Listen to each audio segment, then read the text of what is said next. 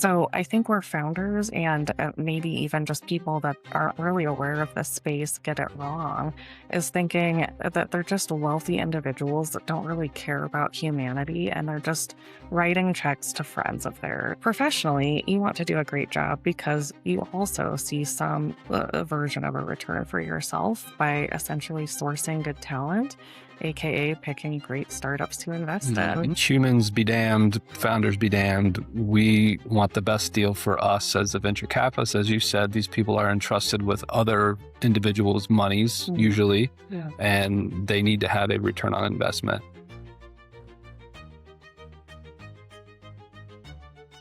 Welcome back to Unfiltered at Distillery Labs. And with us again today is Danielle Scarzello, taking the next chapter, the next step to help educate us all on venture capital. And today we are going to focus on some of the myths surrounding that. And I think there's a lot of, there's Netflix series, there's movies, there's a lot of things that kind of give some point of view of what venture capital is, both on the founder side and the VC side. So let's talk about some of those myths and maybe talk about some of the facts. Oh man, I thought we were going to talk about some of those Netflix shows. Oh, we can start with that. Now, let's think about it for a second, right? So venture capitalists, when you are working in a professional setting and you are hired to manage a fund, essentially others have entrusted you to protect and invest that money very wisely.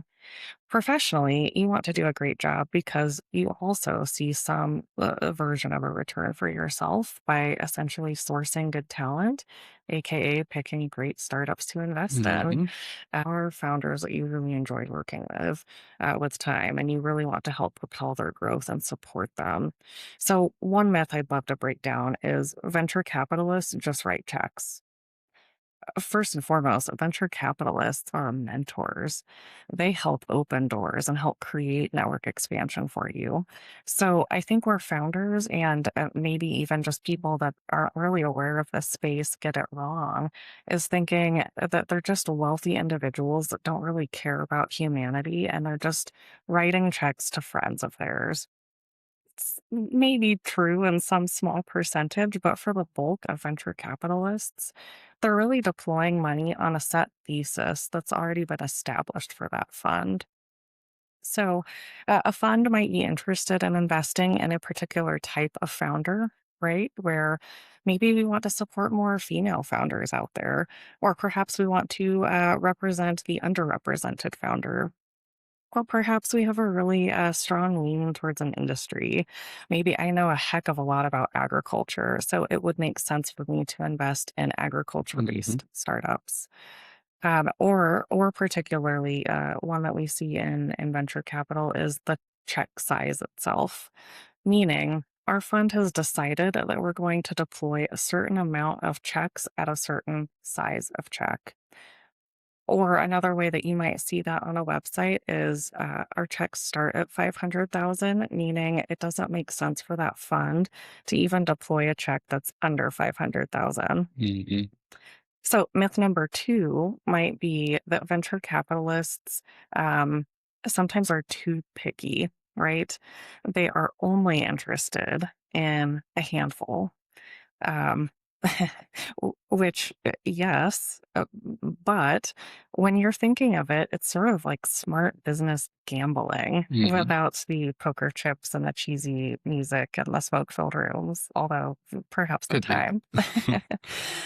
So you're really thinking about trying to invest in a startup that is going to have the best odds of success, whether that is getting exited, right, getting bought by a larger entity, PE or private equity comes into play here. Or even a larger competitor might buy you out because they recognize there's something valuable that you've built, a customer base or a technology that they just simply haven't been able to tap into. We see that happen quite often. Venture capitalists only focused on profits. Mm.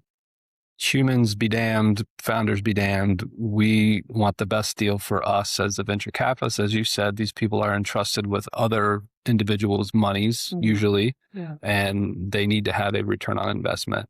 Again, a general statement. It's not stereotyping venture capitalists. but that is a myth that's out there that it's all about profits. People don't matter. So it could definitely be viewed that way, right? It's sort of like statistics. There's two ways of saying the same exact thing.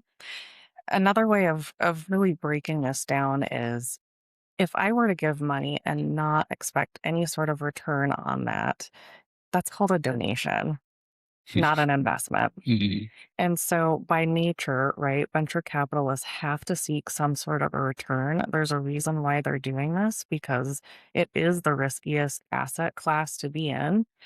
They could invest their money in other ways, safer, more proven models, right? Real estate is one that we famously see, Mhm. where people choose to buy second, third, et cetera, homes, or perhaps turn those into Airbnbs. That's been a very repeatable, replicable model with Mhm.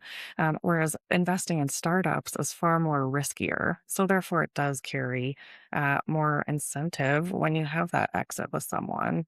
An exit again being acquired or going public with your company. That's really when the magical money flows in after all of the hard work, sweat, and blood, and tears that go into it.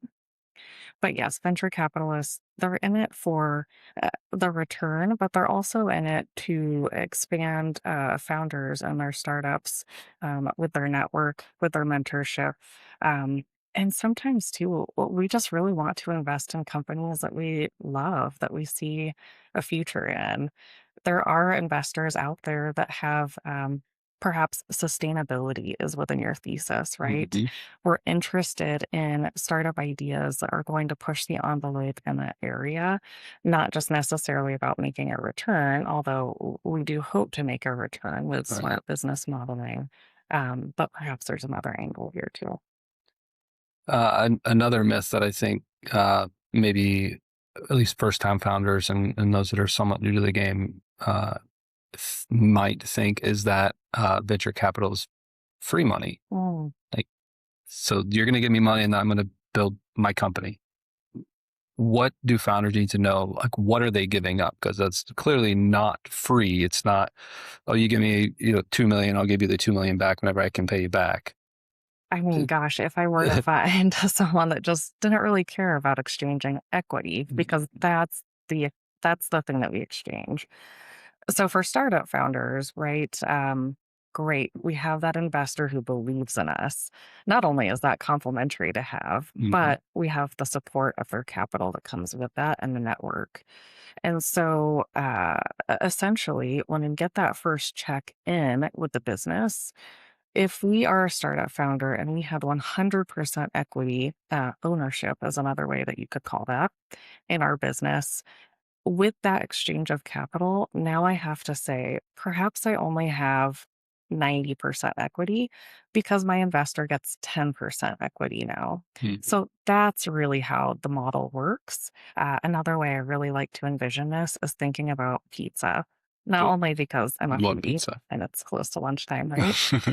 But when we're thinking of it, I think this is a good example where you might have at the size of your startup initially, when you're seeking that first check in, you're the equivalent of a personal pan pizza, right? It's just for you. It's enough for you. But once we bring an investor to the table and they have infused our business with capital or money, that personal pan pizza is now a small pizza. It's still small, but it has grown larger than a personal pan size. Mhm. Meaning now I have 90% of that pizza and 10% of that my investor has. But the size of the pizza is now larger because the value of the company is now larger than what the value of the personal pan pizza was.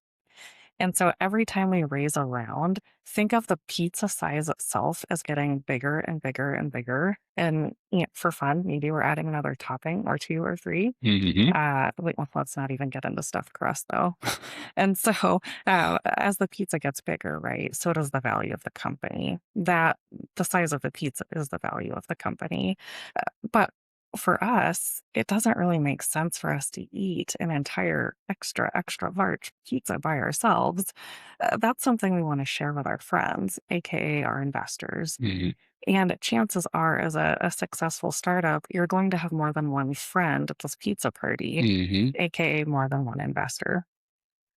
And so in giving up equity, in some instances, you're also giving up control, perhaps board seats and other things. And so you're not just responsible for every decision and how it impacts you and your core co-founders. It's now these other variables that you absolutely need to consider when you're deciding.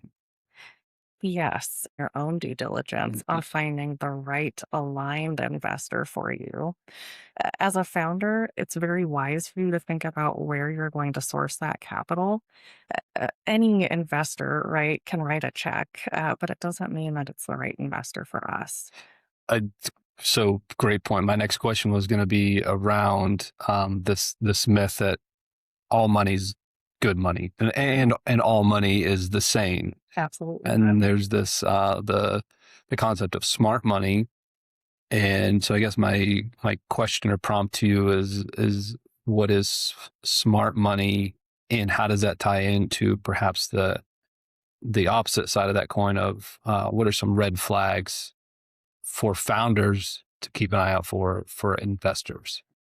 Oh boy. Uh, we could spend all day on this particular question. Uh, so, to just give some quick bullet points, though, first and foremost, I think gut check. Mhm. If you can't imagine sitting across from the table with this investor for hours on end, having an open dialogue about the state of your business, but also maybe the state of your personal mindset, where you're at, how are you doing? Mhm. But I kind of call this the have a beer check, right? Could you sit across the table from this person and just have a beer with them? Could you kick it with them? If you can't, it's probably going to be really awkward to continue working together long term. But also, too, when we're thinking of smart money, a lot of founders intentionally will choose to, and I'll throw another jargony word at you, Mhm. bootstrap. And so when I say bootstrap, right, it's literally we're just using our own funding and our own resources to get this thing built and going. There's a lot of founders that will wait and wait and wait until they absolutely need that infusion of capital. Mhm. It's each their own. There's also several founders who don't want to bootstrap. They would much rather get that infusion of capital up front. So I think as a founder, first and foremost, you have to check, why do I want this money? But also, what does this money do for my business today if I were to get it? If you do not have an answer to either of those, quit seeking capital right now. Just put a pin in that and go find a mentor to talk to about maybe why you're even thinking about raising. Because if you cannot answer those two things, you really shouldn't be. You're not only wasting your time, but you're wasting any potential investor time too. That's awesome. Well, thank you for this was episode 2 of our series on venture capital. Thank you, Danielle. Really appreciate that. And next time, we're going to talk about how founders can find venture capital and go after that money. Perfect. Probably one of my favorite topics. So looking forward to coming back. Okay, thank you. Thank you.